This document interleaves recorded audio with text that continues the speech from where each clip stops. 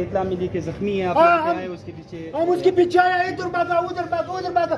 अभी हम सबको कितना था पता नहीं, यही है भाई। वो कैसे घूम गया मोबाइल काम कर, वो गिनती जा रही रंग रिंग जा रही है ना। 2 घंटे से हम लोग उधर पता रहे।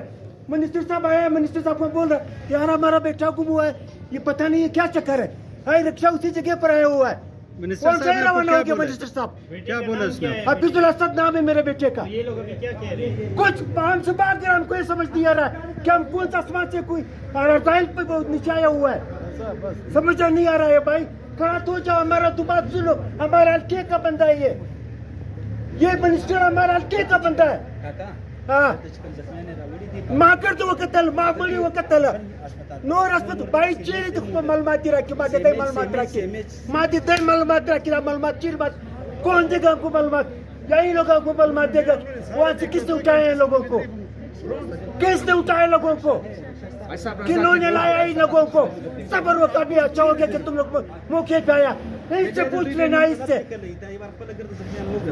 जख्मी मागत खाली मालूमात को भाई सड़ाई उरकते सड़ाई उरकते